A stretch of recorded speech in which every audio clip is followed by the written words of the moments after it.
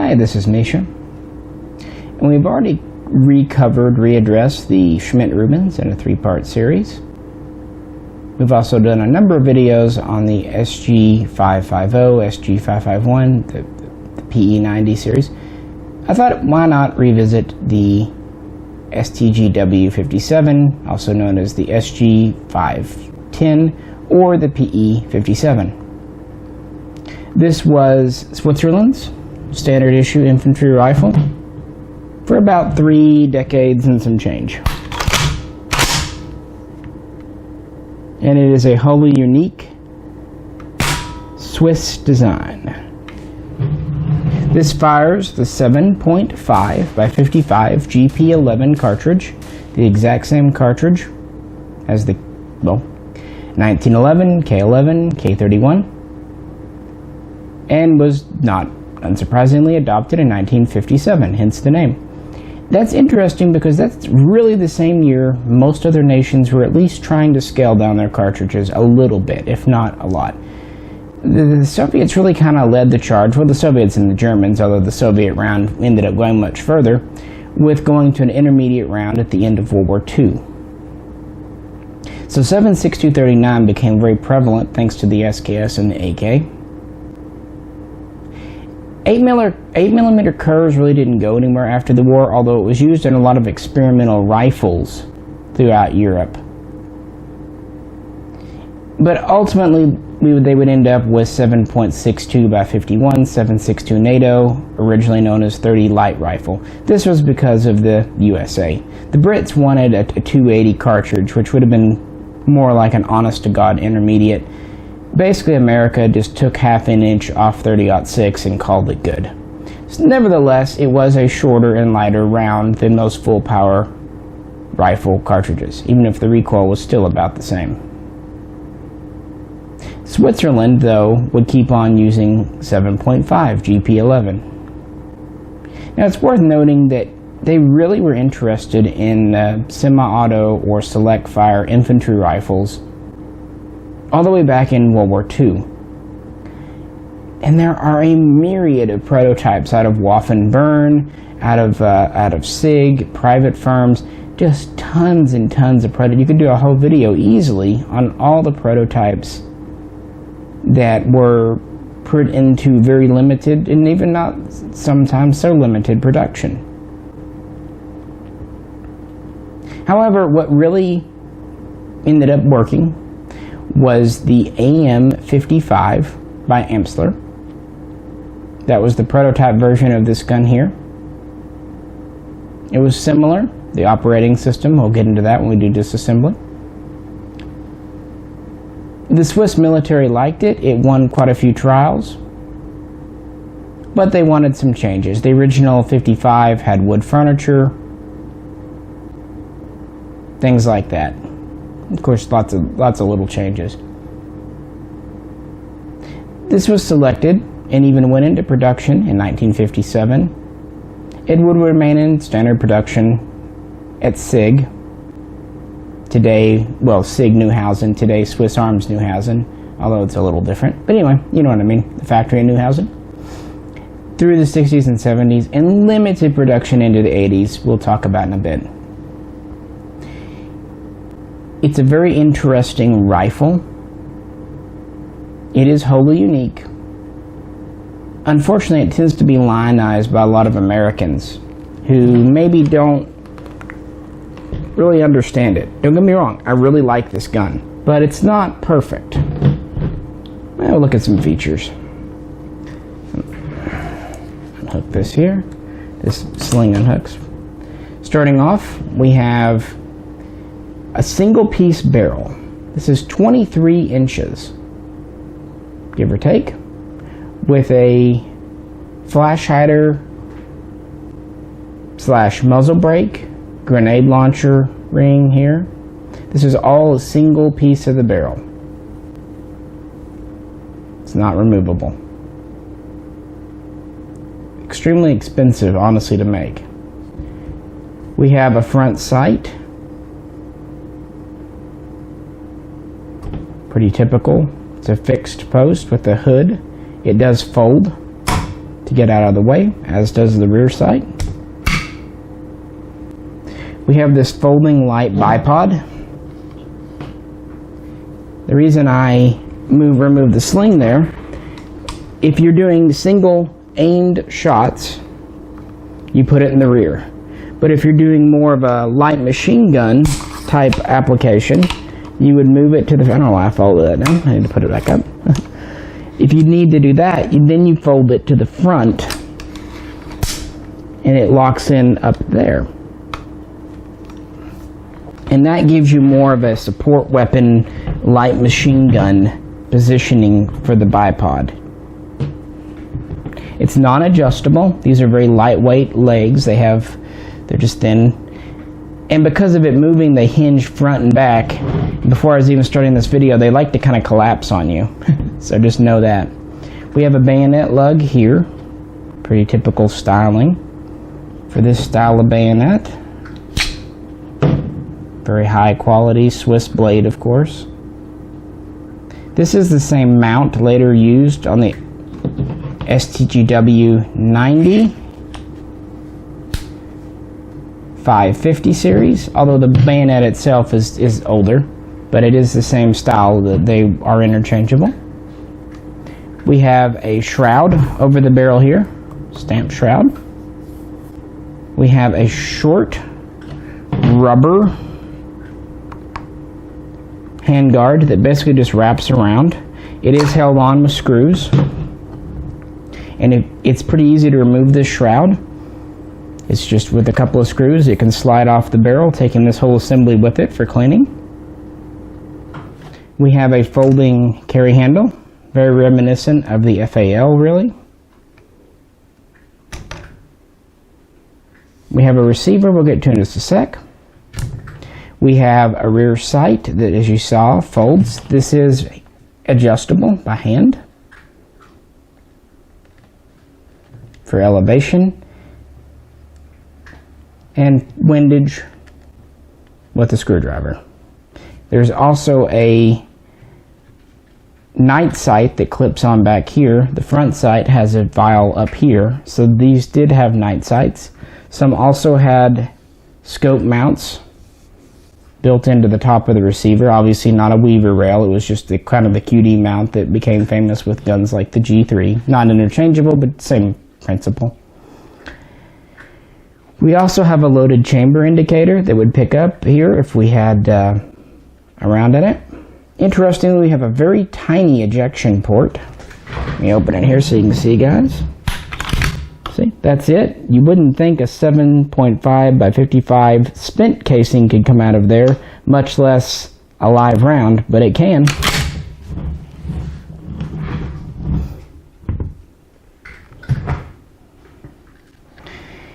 Other features, we have a fold down winter trigger.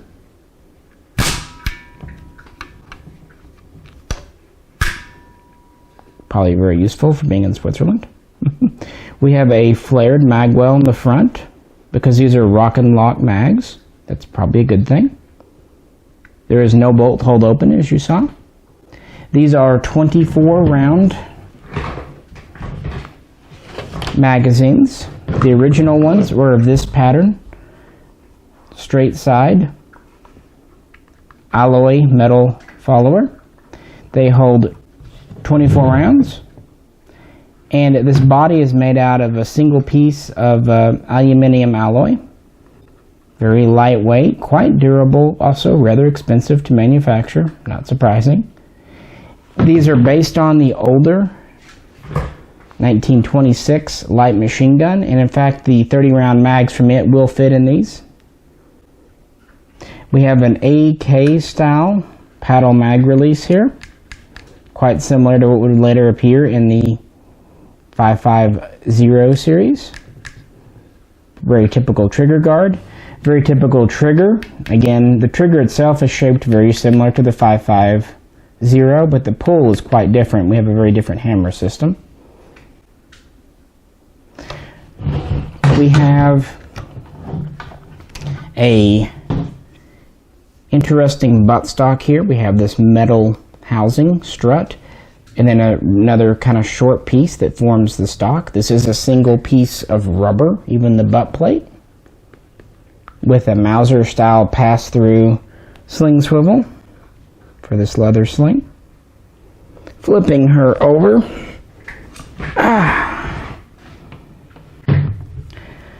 We have a fire mode selector. Now this is a semi-auto, so it's limited, but this would be your selector if we went up further. But it's just a semi, guys. But it was capable of full auto.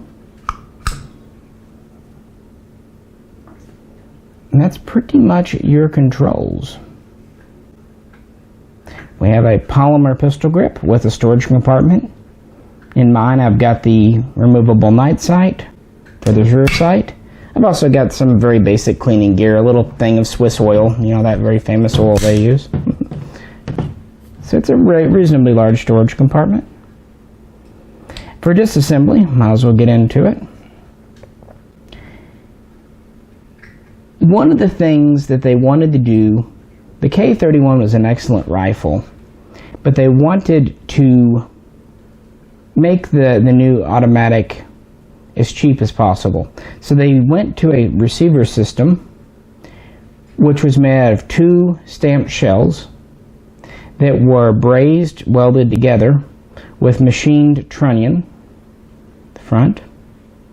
And if you notice, we have these removable sections here held on with clips. This is where the bolt locks into. This used a roller delay blowback system, not dissimilar, but developed completely independent from the Spanish SETME and the HK-G3. The reason these were similar, they are both based on the World War II MG42 submachine gun, and to some extent the later STG.57 Mauser prototype, which did not have a gas system. The MG42 had a gas system plus rollers. The 45M had no gas system. This does not have a gas system, as you see. It's just a roller delay like an HK. These areas are where the rollers lock into. Now on an HK, as you have wear, you replace rollers. The trunnion is fixed. On a STGW.57, you can replace these areas so where the lower rollers lock into, if they start to wear, you don't have to have a whole new trunnion. You can just replace those areas. It's actually a really good idea, frankly.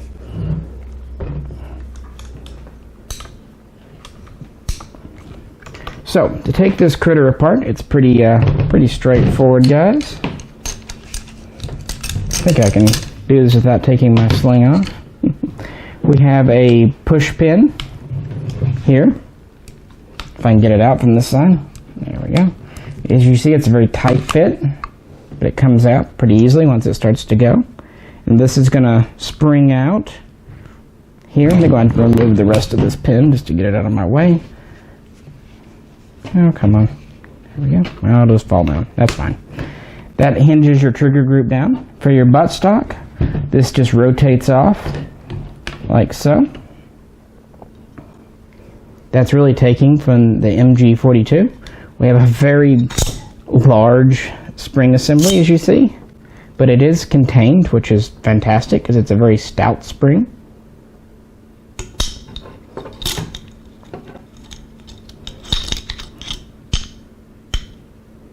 See? Like I said, it's pretty strong. You just kind of got to cram it back in there. We have our trigger group here. Again, reminiscent of an HK. We just have one push pin in the back. This is our hammer. It's a very interesting system. See how this is actually asymmetrical? It's only on the left side. Most hammers, you know, were in the middle. We'll get to that in a second, why that is.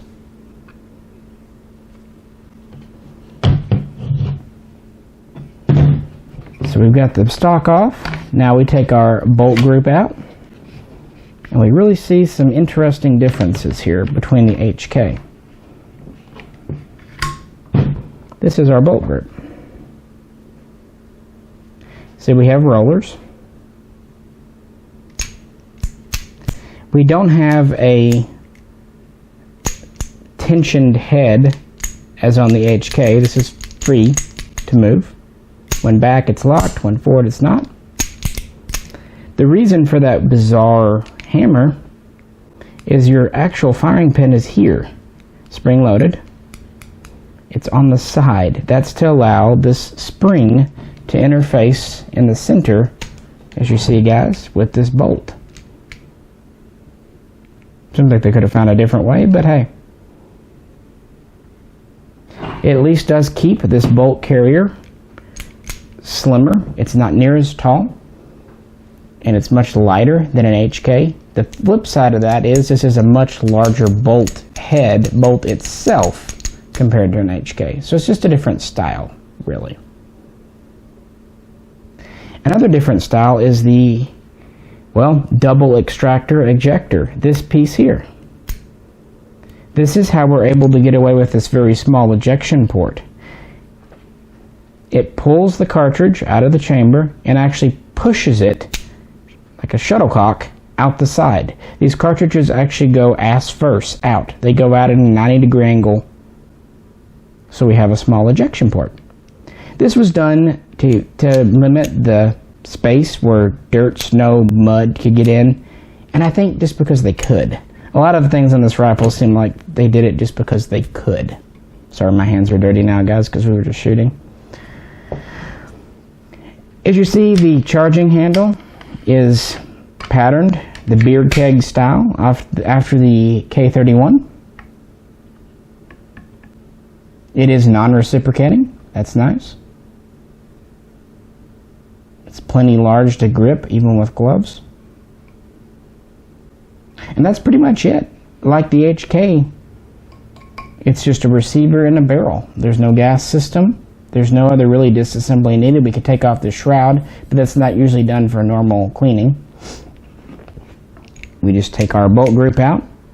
You can remove the head if you need to. It's quite easy to do. There's a pin that holds it in. But to me, it seems a little more forgiving of a bolt group. We have a smaller overall, we have a smaller mass moving back and forth in here. So we have a different recoil impulse compared with the HK. In fact, with this huge massive spring behind it here, I think, personally, I like the recoil impulse on this better than on an HK. So it's just easier to drop it in here like this, guys. Come on. You kind of got to push this little shuttlecock aside.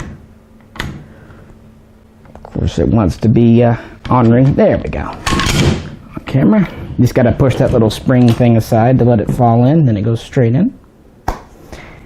Once we do that, we can put our trigger group back on. So, a lot of the changes they decided to do with this, they were trying to make it cheaper than the K31. That's why they were using more stamped and welded components.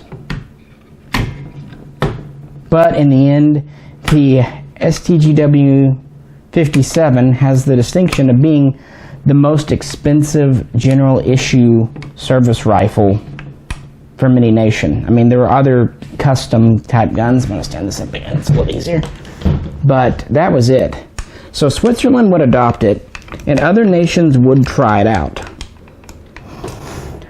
So Switzerland first developed it for its own use, and for the first time really, it never tried to export, for example, the Schmidt-Rubens to other nations. It was pretty much content to make that a Swiss thing. But they decided to try to recoup some of the cost and just kind of get in the international market because of how in vogue self-loading military rifles were in the late 50s. So they did make versions for export, known as the SG510. This series, just line it up, go ahead, it's very easy, would have several variants. One of the first nations to really try it out was West Germany. They tried out a version of the SG510-1, which is pretty much what this is here, the full-size standard. They tried it out in 7.62 NATO, designating it as the G2 in the trials. Now ultimately, the G3, which was an adaptation of the SETME Model B, would win. The G1 in those trials, just for completeness' sake, was the FAL, and the G4 was an AR-10 derivative. So that didn't work in Germany. They went with the G3. They next did a version, the SG510-2, which was the so-called lightweight version. This version is a little bit of a mystery. There's not a lot out there on it.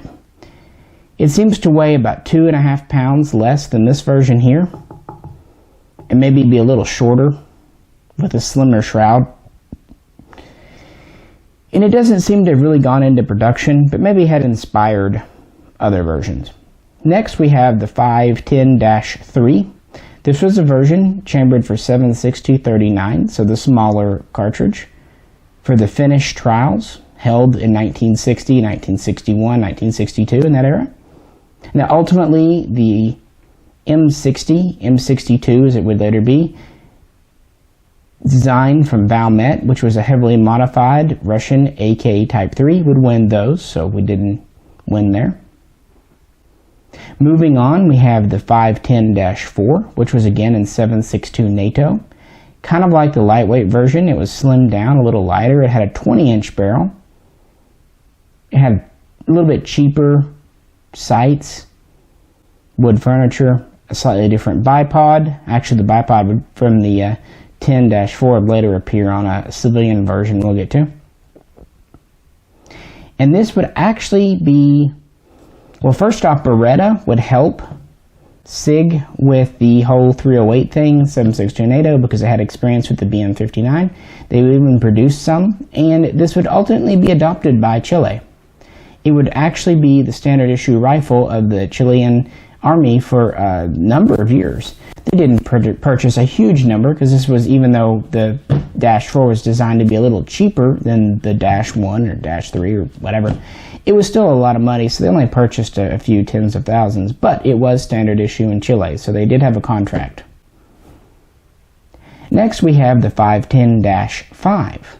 Now this was a version in 30-06, 7.62x63. That's interesting. It was actually designed perhaps for Mexico to try out, but never really went much of anywhere. Mexico would ultimately go with the FAL.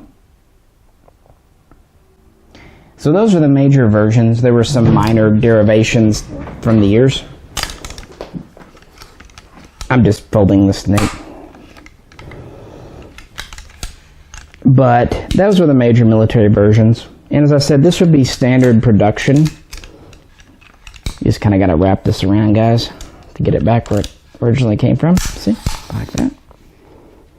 And you just press this in here to lock it in.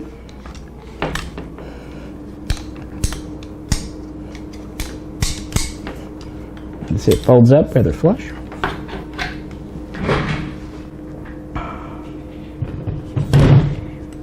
In the 70s, SIG would start working on a new battle rifle, a new assault rifle, for the new 223 cartridge.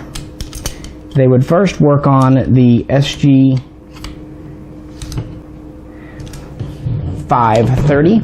This was with Beretta. Then they would do the 540, and then eventually this would lead to the 541 and the 550. So there were plans to get these out of service. They were good guns, but they were a little odd in some of their design choices. We have a high bore axis. We're shooting a very powerful round. Accuracy was good, but maybe not as good as could be expected. So they were already trying to maybe replace these in the 70s, but there were budgetary constraints in the Swiss Army, so it actually took until 1986 for the new 5.6 GP90, or 5.56 as we would call it, rifles to get into limited use, and they wouldn't actually go into full use until 1990. So these would actually remain standard through the early to mid 90s. Now main production would end in the 70s. However, SIG seems like they did do a small batch or two from 80 to 85, and these don't seem to be produced from all new parts. They seem to be built from leftover existing parts that they just had. So it seems like they were doing assembly in the 80s, but actual production of all new parts ended before that. Now, also in the 80s, they started to send over some semi-automatic versions. In Switzerland, the civilian legal semi-auto version was the PE57, and they would make about 3,000 of these. Now, the majority would stay in Switzerland for Swiss use, competition use, so on and so forth. But about 500 to 1,000 PE57s would be sent over to the USA, and these were mostly in 7.5, although I have heard of a few in 7.62 NATO over here too, but they're very, very rare. Most of the ones in 7.62 NATO are the AMT, American Match Target. This was really a development of the 510-4. It had wood furniture, it had simplified sights, it had the -4 bipod, and it had the shorter barrel. It also was in 308, 7.62 NATO, and fed from different 20-round magazines. And this is the version that's more commonly known because quite a few are here. SIG would make about 4,000 of the AMTs, and the majority would actually end up in the USA. So there are at least a couple of thousand, 3,000 or more here. This is why you see more AMTs than you do PE57s. Speaking of mags, the original mags would change just a bit from the guns. As I said, this is a straight wall style with a metal follower. We would also, later on, go to this style with the flared body bit here, a little stronger, I suppose. And this would have a polymer follower. I would imagine this was done to make sure this didn't get stuck to the metal in the extreme cold. Also cheaper to make. Several reasons, but they would do a few magazine changes over time. But otherwise the guns would remain remarkably unchanged. Now, the way the Swiss military worked, soldiers were able to purchase their issued guns. So quite a few STGW.57s ended up in private hands. And before they did, they would convert them to semi-auto only.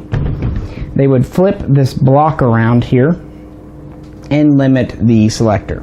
So there are quite a few former military guns essentially converted into PE57s, semi-onlys, in Switzerland. And these are still quite popular for 300-meter target shooting today. Well, after the pre-ban imports of, like I said, 500 to 1,000 of the 57s, and maybe 3,000, no one really knows, of the AMTs, so not a large number. That was pretty much it. There aren't really any post-ban versions because these aren't made anymore, and really things like the receivers haven't been made in Switzerland since the 70s, so they're too expensive. If you were to make one of these today from scratch, I cannot even estimate the cost. Even building from a kit, as this one is here, you're looking at several $1,000s to do it. Because everything on this, like everything Swiss, is precision fit, and it's all unique to this gun. Really no parts from any other guns like the HKs will work in these. They're just an expensive gun. They're fantastic. I think they're light recoiling.